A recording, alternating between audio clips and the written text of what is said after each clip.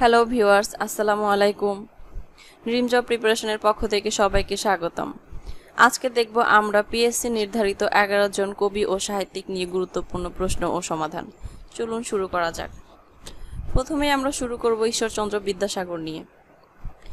বিদ্যাসাগর কোন সালে জন্মগ্রহণ করেন? 1820 সালে। বিদ্যাসাগর উপাধি দেয়া হয় কোথা থেকে? সংস্কৃত কলেজ থেকে। বাংলা গদ্যের জনক হিসেবে খ্যাত কে? ঈশ্বরচন্দ্র বিদ্যাসাগর। বাংলা গদ্যে জ্যোতি বা বিরাম চিহ্ন প্রথম স্থাপন করেন কে? ঈশ্বরচন্দ্র বিদ্যাসাগর। ঈশ্বরচন্দ্রের কয়েকটি মৌলিক রচনার নাম কি কি? অতি অল্প হইল, আবার অতি অল্প হইল, ব্রজবিলাস, বিধবা বিবাহ ও যশোরের হিন্দু ধর্মরক্ষিণী সভা, রত্ন পরীক্ষা। ঈশ্বরচন্দ্রের কয়েকটি বিখ্যাত গদ্য গ্রন্থের নাম কি কি? বেতাল পঞ্চবিংশতি, শকুন্তলা, সীতার বনবাস ও ভ্রান্তিবিলাস। বিদ্যাসাগরের প্রথম প্রকাশিত গ্রন্থ কোনটি? বেতাল পঞ্চবিংশতি, 1847। বিদ্যাসাগর রচিত ব্যাকরণ গ্রন্থের নাম কি? ব্যাকরণ কৌমুদী। বিদ্যাসাগর কোন আন্দোলনের নেতৃত্ব দেন? বিধবা বিবাহ আন্দোলন। বিদ্যাসাগর কোন সালে মৃত্যুবরণ করেন? 1891 সাল। এখন দেখব আমরা কাজী নজরুল ইসলাম সম্পর্কে। কাজী নজরুল ইসলাম কোন সালে জন্মগ্রহণ করেন? 1899 সালে। বাংলাদেশের রণসঙ্গীতের রচয়িতা কে? কাজী নজরুল ইসলাম। নজরুলের কোন কবিতা প্রকাশিত হলে তিনি গ্রেফতার হন? আনন্দময়ীর আগমনে। কাজী নজরুল ইসলামকে রবীন্দ্রনাথ তার কোন রচনাটি উৎসর্গ করেন? বসন্ত। রবীন্দ্রনাথ ঠাকুরকে নজরুল তার কোন রচনাটি উৎসর্গ করেন? সঞ্চিতা। নজরুলের প্রথম প্রকাশিত গ্রন্থের নাম কি? ব্যথার দান, 1922। নজরুলের প্রথম প্রকাশিত কবিতার নাম কি? মুক্তি। নজরুলের প্রথম প্রকাশিত কাব্যগ্রন্থের নাম কি? অগ্নিবীণা। নজরুলের কাব্যগ্রন্থগুলো কি কি? সন্ধ্যা, নতুন চাঁদ, ছায়ানট, প্রলয়শিখা, অগ্নিবীণা, সাত ভাই চম্পা, সিন্ধু হিন্দোল, ফণী মনসা, চক্রবাক, সর্বহারা, ঝড় হাওয়া, জিঞ্জির, সাম্যবাদী, মরুভাস্কর, শেষ সওগাত, ঝিঙে ফুল, বিষের বাঁশি, দোলন চাপা। নজরুলের উপন্যাসগুলো কি কি? বাঁধনহারা, কুহেলিকা ও মৃত্যুক্ষুধা, বাকুম। নজরুলের গল্প গ্রন্থগুলোর নাম কি? শিউলিমালা, ব্যথার দান ও রিক্তের বেদন। কাজী নজরুল ইসলাম কোন সালে প্রথম ঢাকায় আসেন? 1926 সালে। কাজী নজরুল ইসলাম মোট কতবার ঢাকায় আসেন? 13 বার।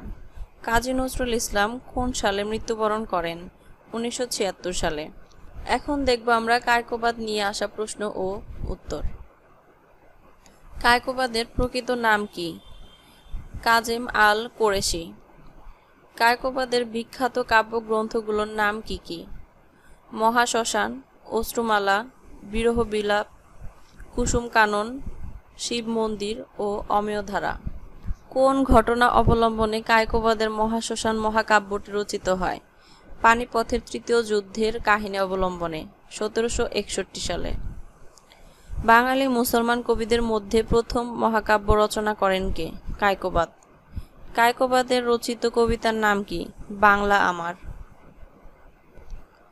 কায়কোবাদের অশ্রুমালা কাব্যগ্রন্থের মূল সুর কি?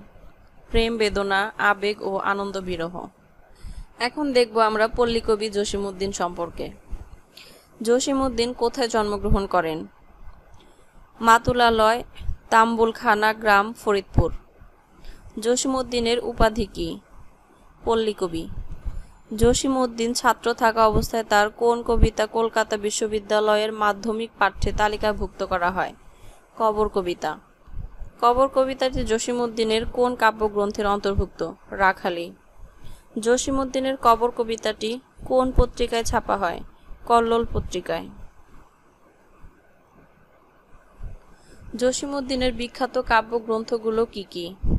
রঙ্গিলা নায়ের মাঝি, হাসু, রূপবতী, সকিনা, রাখালিকে, বালুচরের, সোজান বাদিয়ার ঘাটে, মাটির কান্না, নকশিকাঁথার মাঠের ও 1 পয়সার বাঁশি।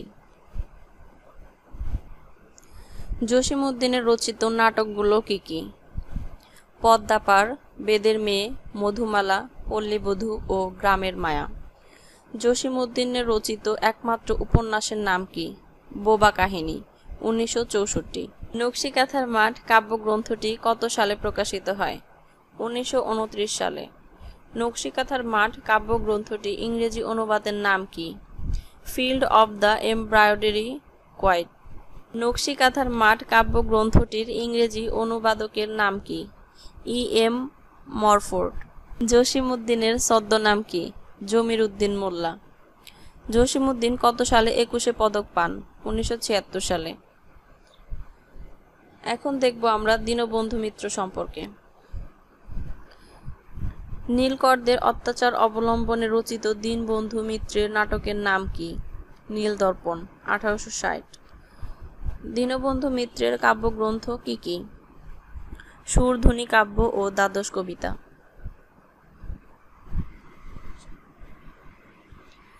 দীনবন্ধু মিত্রের রচিত প্রহসনগুলো কি কি? বিয়ে পাগলা বুড়ো, সধবার একাদশী। দীনবন্ধু মিত্রের রচিত নাটকগুলো কি কি? নীলদর্পণ, নবীন তপস্বিনী, লীলাবতী, জামাই বারিক ও কমলে কামিনী। দীনবন্ধু মিত্রের রচিত নীলদর্পণ নাটকটি ইংরেজিতে অনুবাদ করেন কে? মাইকেল মধুসূদন দত্ত। নীলদর্পণ নাটকটি প্রথম কোথায় মঞ্চস্থ হয়? ঢাকায়। এখন দেখব আমরা ফররুখ আহমেদ নিয়ে। ফররুখ আহমেদ কোথায় জন্মগ্রহণ করেন? মাঝআইল গ্রাম, যশোর। ফররুখ আহমেদ রচিত কাব্যগ্রন্থগুলোর নাম কি কি? 7 সাগরের মাঝি, নৌফেল, হাতেম তাই, সিরাজাম মুনিরা ও মুহূর্তের কবিতা। ফররুখ আহমেদ রচিত শিশুতোষ গ্রন্থের নাম কি? পাখির বাসা। ফররুখ আহমেদ রচিত পাখির বাসা গ্রন্থের জন্য তিনি কোন পুরস্কার লাভ করেন? ইউনেস্কো পুরস্কার, 1966। ফররুখ আহমেদ রচিত 7 সাগরের মাঝি গ্রন্থে কতটি কবিতা আছে? 19টি। এখন দেখব আমরা বঙ্কিমচন্দ্র চট্টোপাধ্যায় সম্পর্কে।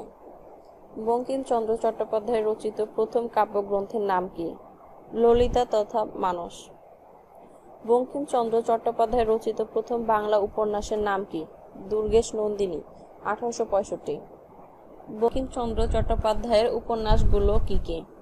ইন্দিরা, আনন্দ মঠের, বিষবৃক্ষের, দুর্গেশ নন্দিনী, কপালকুণ্ডলা, কৃষ্ণকান্তের উইল, রাজসিংহ, দেবী চৌধুরানীর, চন্দ্রশেখর, সীতারাম, মৃণালিনী, রাধারানীকে, রজনীতে ও যুগলাঙ্গুরীর। বঙ্কিমচন্দ্র চট্টোপাধ্যায়ের কাব্যগ্রন্থগুলো কি কি? লোকরহস্য, কমলাকান্তের দপ্তর, বিবিধ সমালোচনা, সাম্য, কৃষ্ণচরিত্র ও ধর্মতত্ত্ব অনুশীলন। বঙ্কিমচন্দ্র চট্টোপাধ্যায়ের ছদ্মনাম কি? কমলাকান্ত। বঙ্কিমচন্দ্র চট্টোপাধ্যায়ের সম্পাদিত পত্রিকার নাম কি? বঙ্গদর্শন, 1872। মাইকেল মধুসূদন দত্ত। মাইকেল মধুসূদন দত্তের প্রথম প্রকাশিত গ্রন্থের নাম কি? ক্যাপটিভ লেডি, 1849 সাল। মাইকেল মধুসূদন দত্তের রচিত প্রহসনগুলো কি কি? একেই কি বলে সভ্যতা ও বুড়ো শালিকের ঘাড়ে রোগ। মাইকেল মধুসূদন দত্তের রচিত বাংলা নাটকগুলো কি কি? শর্মিষ্ঠা, পদ্মাবতী ও কৃষ্ণকুমারী। মাইকেল মধুসূদন দত্তের রচিত কাব্যগ্রন্থগুলো কি কি? তিলোত্তমা সম্ভার কাব্য, বীরাঙ্গনা কাব্য ও ব্রজাঙ্গনা।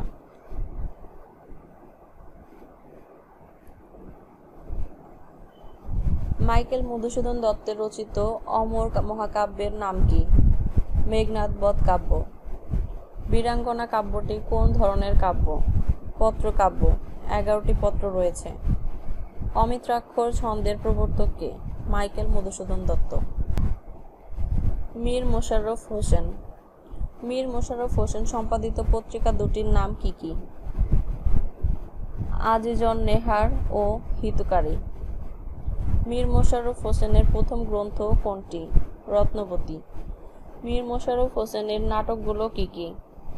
জমিদার দর্পণ, বসন্ত কুমারী, বেহুলা, গীতাভিনয়, টালা অভিনয়, নিয়তি কি অবনতি, ভাই ভাই এই তো চাই, ফাঁস কাগজ, এ কি, বাধাকাতা ইত্যাদি। মীর মোশাররফ হোসেনের গদ্য ও অন্যান্য গ্রন্থগুলো কি কি?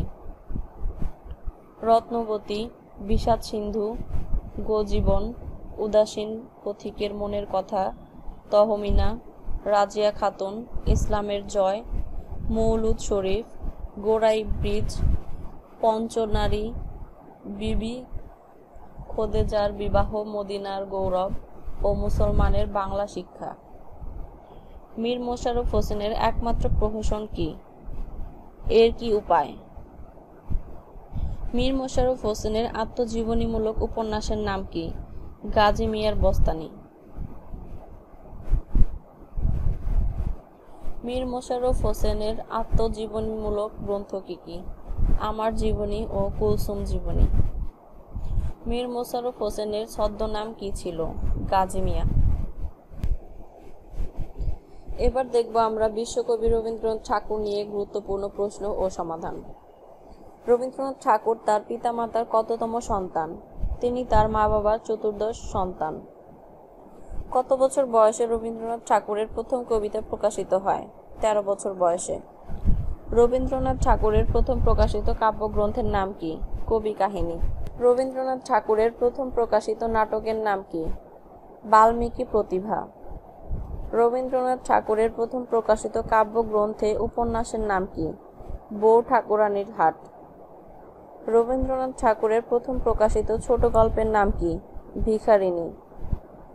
বাংলা ছোট গল্পের জনক বলা হয় কাকে? রবীন্দ্রনাথ ঠাকুরকে। রবীন্দ্রনাথ ঠাকুরের ছদ্মনাম কি? ভানুসিংহ ঠাকুর। গীতাঞ্জলি কাব্য কত সালে প্রকাশিত হয়? 1910 সালে। গীতাঞ্জলি বা সং অফারিং এর ভূমিকা লেখেন কে? ইংরেজ কবি W.B. ইয়ার্স। রবীন্দ্রনাথ ঠাকুরের কাব্যগ্রন্থগুলো কি কি? ভানুসিংহ, গীতাঞ্জলি, প্রভাত সঙ্গীত, সন্ধ্যা সঙ্গীত, বিচিত্রা, পূরবী, পত্রপুট, শ্যামলী, মহুয়া, সোনার তরী, খেয়া, হিন্দু মেলার উপহার, খনিকা, নবজাতক, নৈবেদ্য, জন্মদিন, রূপসজ্জা, আরোগ্য, কণিকা, চৈতালি, চিত্রা, মানসী, বনফুল, মায়ার খেলা, ছবি ও গান, বলাকা, সানাই, গীতালি, কল্পনা, পরী ও কোমল ও শেষ লেখা। রবীন্দ্রনাথ ঠাকুরের উপন্যাসগুলো কি কি? শেষের কবিতা, যোগাযোগ, চোখের বালি, গোরা, চতুরঙ্গ, ঘরে বাইরে ও 4 অধ্যায়। রবীন্দ্রনাথ ঠাকুরের নাটকগুলো কি কি? বিসর্জন, রাজা, ডাকঘর, অচলায়তন, চিরকুমার সভা, রক্তকবরী ও তাসের দেশ। রবীন্দ্রনাথ ঠাকুর কতবার ঢাকায় আসেন? 2 বার। বেগম রোকেয়া। বেগম রোকেয়ার রচিত উপন্যাসের নাম কি? পদ্মরাগ। বেগম রোকেয়ার গ্রন্থসমূহ কি কি? সুলতানার স্বপ্ন, ডিলিশিয়া, অবরোধ বাসিনী, পদ্মরাগ ও মতিচুর। রোকেয়া দিবস 9 ডিসেম্বর। বেগম রোকেয়া মূলত কি হিসেবে পরিচিত? মুসলিম নারী জাগরণের অগ্রদূত। বেগম রোকেয়ার লেখাগুলো কোন কোন পত্রিকায় প্রকাশিত হতো? নবনূর, সওগাত ও মোহাম্মদী।